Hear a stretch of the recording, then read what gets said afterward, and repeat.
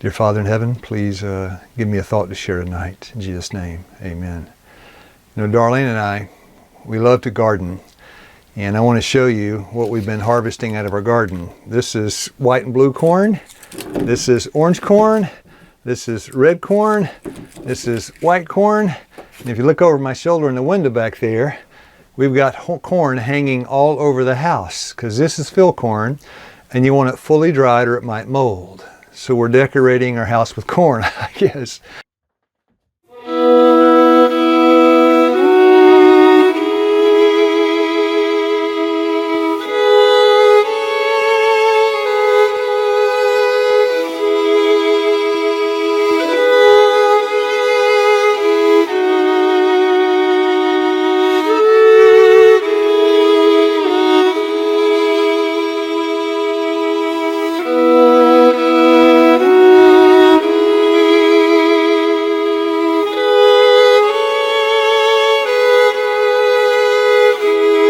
You know, back in the Mentone days, when Darlene and I, we were still very young, and yeah, we had a lot of challenges. But we enjoyed decorating our little cabin that we'd built with things from nature. So I'd bring in hornet's nest. Darlene took some old scrap pieces of flooring, made like a puzzle on the floor.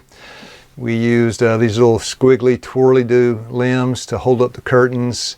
And as you walk through our little cabin, most of what you would see would be things we'd salvaged out of the woods. We brought in out of the woods and decorated with it. And today, I guess, with the corn, we're still the same.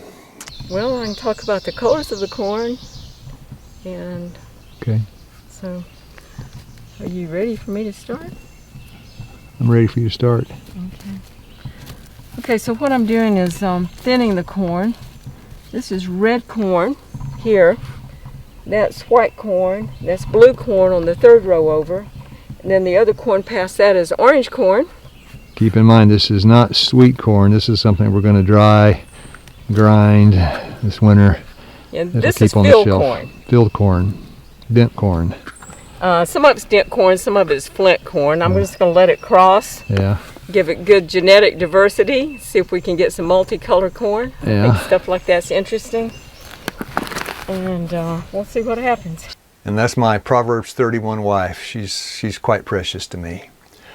You know, many years ago, 22 years ago, 23 years ago, in 9/11, I was on a plane, and in the morning coming back from Paris, and I got diverted. All the planes, when U.S. airspace shut down, I was on one of those planes, got diverted to St. John's, Canada. And Darlene wasn't sure where I was or exactly what flight I was on, so she was quite concerned when she got the news of, you know, the disaster in New York. And she had planned to pick me up at the airport in Atlanta, and that plane would not be arriving in Atlanta. Lew was in Africa, making plans for a mission trip over there, for a longer mission trip. And he was due to come back that day. I was at my sister's. We were going to go to Atlanta and pick him up at the airport. And I was taking a shower. I came out of the bathroom, and my sister said, "Darlene, come look." And on the television, it showed the airplane flying into one of the towers. And I remember very distinctly thinking, that's his plane, and I just started crying. It was a very emotional moment for me. And then after watching a little bit, I realized that hopefully that wasn't his plane, but where was he? Because, you know, we heard that U.S. airspace was closed.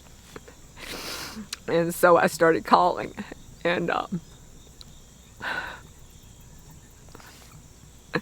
I had his flight information, and to make things worse, when I called, they didn't have him listed as a passenger on the flight he was supposed to be on. It was Delta Air France partnership, and I didn't know what plane he was on, but I knew, you know, the number and what it was supposed to be. So Delta told me he must be listed with Air France, and I called Air France, and they said he must be listed with Delta because he was not listed as a passenger. Well, it was a stressful day. I called back and forth the airlines all day long trying to find out where he was. And I actually didn't find out anything until the next day when he was able to call me, and he was in Canada. And it was still a little nerve-wracking because we didn't know when he would be leaving there, when he would get to come home or anything. But it was a very stressful time, and I was very thankful when he did arrive back home. You know, that's love. And sometimes love brings with it heartaches and heartbreaks, because when you love somebody and they suffer, or they're sick, or they have problems, your heart just goes out. As compassion and sympathy and empathy, these are just aspects of love. And when we love someone, we care for them. 1 Peter 5:7, casting all your cares upon him because he cares for us. People will ask, how could Jesus forgive, like the woman caught in adultery, John 8:11. Doth no man condemn thee, neither do I condemn thee. Go and sin no more. How could he forgive her after what she had done? That's love. He forgives me, and he receives me because he loves me. Ephesians 1:6, you're accepted in the beloved. The acceptance is based on his love for me. And in 1 John 4:19, I love him because he first loved me. I can't define love, but I knows it when I sees it. My wife loves me. And his heart just broke when she thought she might have lost me. And I remember once in Liberia. It was a communion on Friday night. And after the communion service was just about over, I did the foot washing, the bread and the wine. And as I sat down, I looked at the people there in Liberia. And I'd been talking to them. I understood that they had, they had all sorts of hepatitis and malaria and different kind of challenges with health, polio. And my heart broke for them. And I knew that the Lord had done that for me. When you can look at someone and your heart sympathizes as a fellow human being and the struggles they have, your heart sympathizes with them. That's from above. Love is a plant of divine origin. I remember we had a friend, a four-legged friend, a mule or a donkey. I'm not sure I know the difference. But this was in San Diego. We were doing a health education school with Darlene, and her sister came along and assisted us, Dow.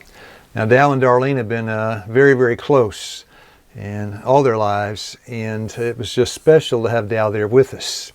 This is our four-legged friend. I don't think we gave the donkey a name, but here's the donkey.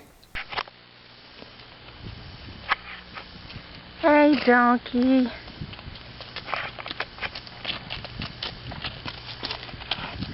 Is you ready for a carrot? Is you ready for a carrot?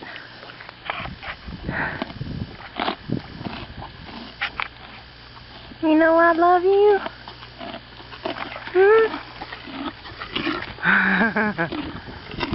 Give me that. Give me that.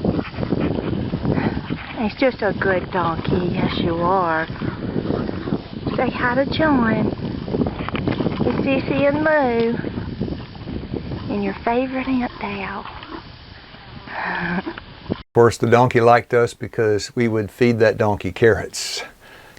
But the interesting thing, we go see Dow maybe 3 times a year, she and her precious husband, John. And when we arrive for the visit, they live about 3.5 hours from here. When we arrive for the visit, Dow was all smiles. She's so happy, and John's so happy that we're there. But when we leave, every time Dow cries. She just cries because her heart aches that Darlene is now, leaving her home. And she'll be so far away. They're in touch by telephone, but the telephone is not like face-to-face contact. 1 Corinthians 13, verse 12, now we see through a glass darkly, but then face-to-face. We want face-to-face communion. In John 17:24, Jesus is praying that they may be with me where I am. He's desirous of having our company. He'd go to Lazarus' house. He raised Lazarus in John 11 from the dead. He wanted that fellowship back, Martha and Mary and Lazarus. And without love, nothing's possible. It's just not possible.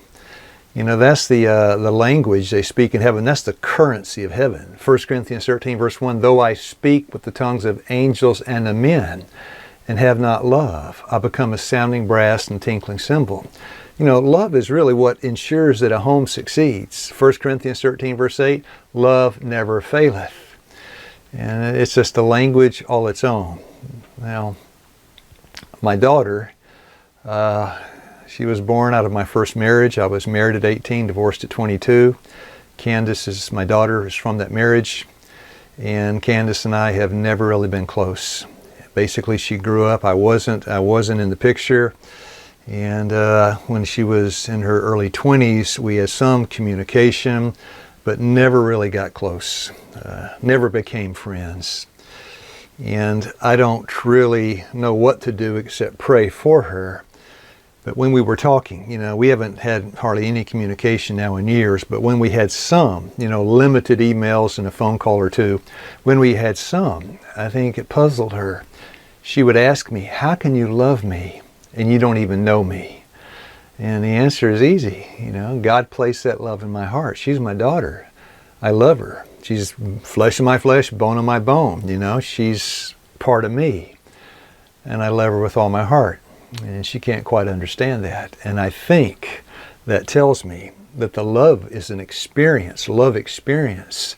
You can't learn it in the classroom. You can't really talk about it. You have to experience it. And when you have it, you see sometimes there's some real heartaches and heartbreaks. But there's a nice verse in the Bible. It's in 2 Corinthians 12, verse 15. Paul says, the more abundantly I love you, the less and less I be loved. But I think what he's saying is, you love me less and less, I'm going to love you more and more. And love is not dependent upon receiving love. It's our choice that we can give. Acts 20:35, it's better to give than receive. So my dear friends, we need to love. We need to exercise our hearts. We need to reach out and give our hearts to those that need a helping hand. Acts 3 verse 7, it says, Peter lifted him up, gave him a helping hand. The man that hadn't walked, hadn't taken a step, he lifted him up. Peter was acting out of love. He was prompted. His motive was love. So yeah, there are a lot of heartaches and there are a lot of heartbreaks in this thing called love. But without it, life is not really worth living. So God bless you, my friends. You have a nice day.